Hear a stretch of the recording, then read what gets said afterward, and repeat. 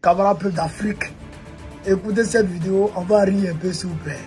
Écoutez jusqu'à la fin, il y a un petit plaisantin qui parle à la fin là. On va l'écouter un peu. Moscou, pour le moment, n'a pas réagi. Ce n'est pas la première fois qu'on constate ce genre de tension militaire entre la France et la Russie. Oui, on se souvient de ce qui s'était passé il y a moins d'un an en mer Noire cette fois-ci, lorsqu'un avion de renseignement français avait été menacé de destruction par une tour de contrôle militaire russe. L'avion français volait pourtant dans l'espace aérien international. Quelques semaines plus tard, autre incident, toujours au-dessus de la mer Noire. 3 avions militaires français, cette fois, avaient été interceptés par un Sukhoi russe qui leur avait sommé de quitter la zone immédiatement. Là encore, les appareils français volaient dans l'espace aérien international. Les 2 incidents en étaient restés là. Mais pour Xavier Titelman, ces manœuvres d'intimidation sont clairement le signe de l'escalade avec Moscou. On passe à chaque fois, à cause de la Russie, à 2 centimètres d'être en guerre. Ils vont de plus en plus loin et nous, on continue à ne pas réagir. Je ne sais pas quelles sont les rétorsions diplomatiques, mais militairement, il est clair qu'il faut leur dire que la prochaine fois qu'ils éclairent un avion de cette manière-là, c'est-à-dire un acte de guerre, d'interception qui est juste, on vous tire dessus, il faut qu'ils sachent que la prochaine fois, nous aussi, on est capable de leur répondre. Merci. Merci beaucoup, Quentin, pour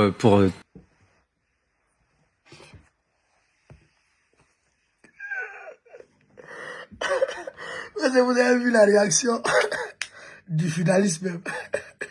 C'est la réaction du journaliste qui méritait quoi. C'est que les journalistes, ils toussent. Pour dire que l'homme qui est là-bas, là, il a fumé joint quoi.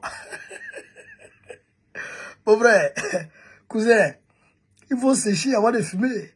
Aïe! Donc, tu vas rentrer en guerre contre la Russie. Ah tiens. Oh, vraiment c'est grave. En réalité, qu'est-ce qui s'est passé? La semaine dernière, il y a un avion français qui a été éclairé par un radar russe. Quand c'est comme ça, c'est-à-dire que le gars, il est prêt à frapper. C'est comme le gars, je prends un exemple, terre à terre. C'est comme, tu passes devant quelqu'un, puis la personne te saisit par tes corps, comme il fait comme ça. Et puis il te laisse. Vous comprenez, non? Voilà, c'est pareil. Donc, il y a un avion militaire français qui se promenait au-dessus vers la mer Noire là-bas. Donc, la Russie a effrayé l'avion. Ils ont éclairé. Et puis ils ont laissé l'avion partir. Mais en code militaire, quand on éclaire comme ça, c'est pour frapper.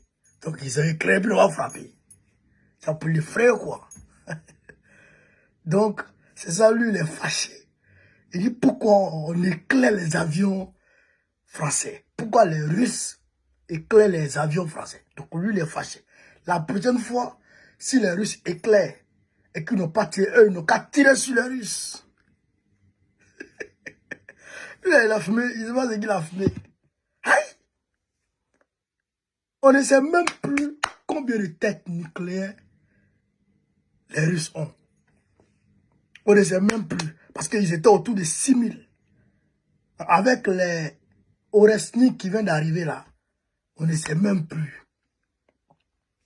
On ne sait même plus. Bon, vous les Français, vous avez 200. 200.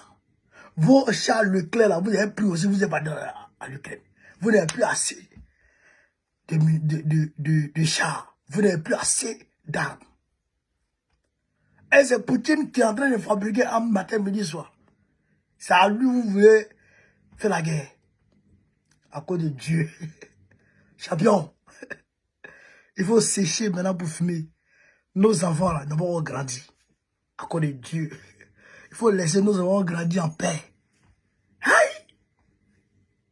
France, Russie, on va carrément, on doit frapper. Il faut frapper, tu vas voir ce guerre là.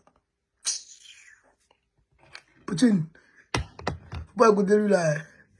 Il a fumé joint.